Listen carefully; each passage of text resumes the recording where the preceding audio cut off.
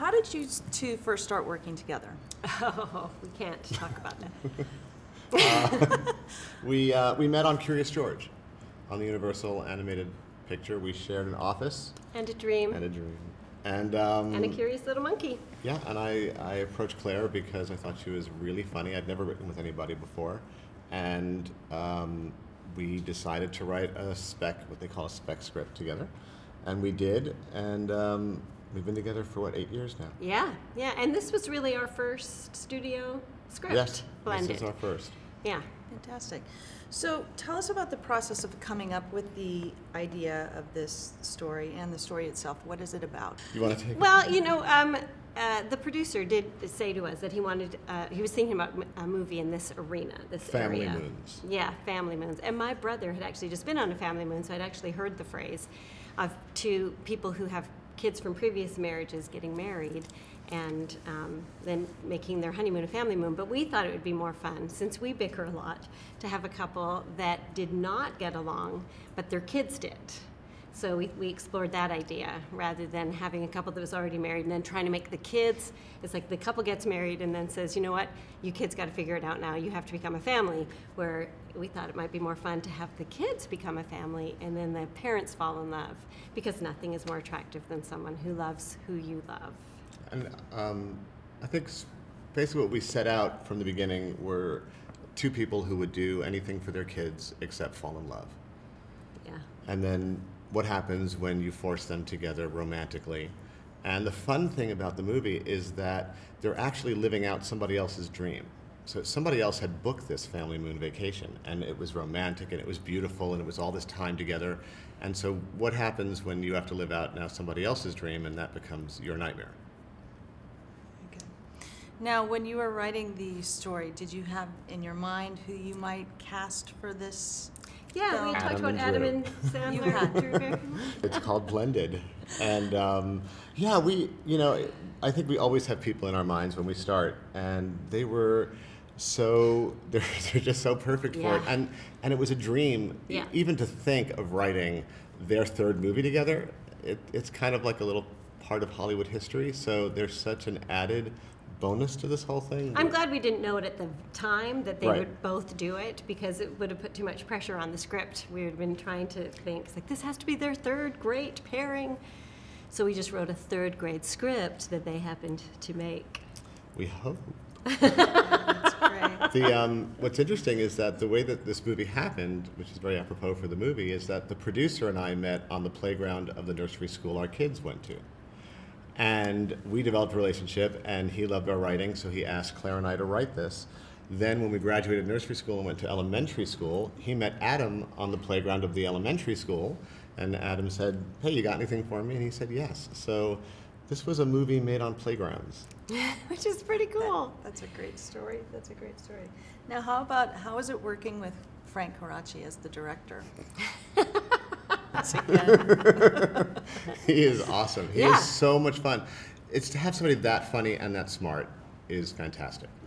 And that open and welcoming. I mean, he was welcoming of us from the very start. We never felt any kind of distancing or this is my movie now, or which it is, but he was really welcoming and reached out to us. Sort of best idea wins. Yeah. Fantastic. And fun on the set. Yeah, not even stressed out or overwhelmed. And Adam too. I have it was my ringtone for a long time, was Adam's voicemail that he left me, and it was just the most generous, beautiful voicemail you could possibly want as a writer, just saying, "Hey, it's Adam Sandler," like I needed the name. Call me back. I want to praise you. And I was like, who does that? Every time my phone rang, that's what everybody heard. That's great. We don't even do that for each other. No. Now, how does they go to South Africa? How does that destination play into the story of this? Like, was that originally where you were going to send them in the story, or? That was actually the Sandler camp's great idea, to open it up even further and set it in a safari, which everything about it is great because it opens up the theme to, the wild animal nature of people and in the wild and trying to survive. And It just makes the movie.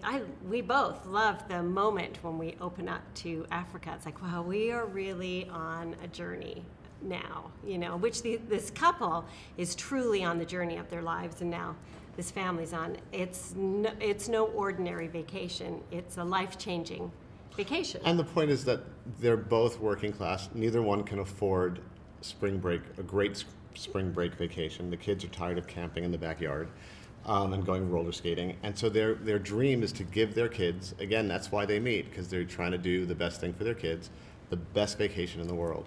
So, you know, we couldn't afford Africa, but Adam can. Now, obviously, you saw the film. What was your first reaction when you saw it? Was it above and beyond what you were hoping? We both cried. Did you? Yeah. I'll admit to it.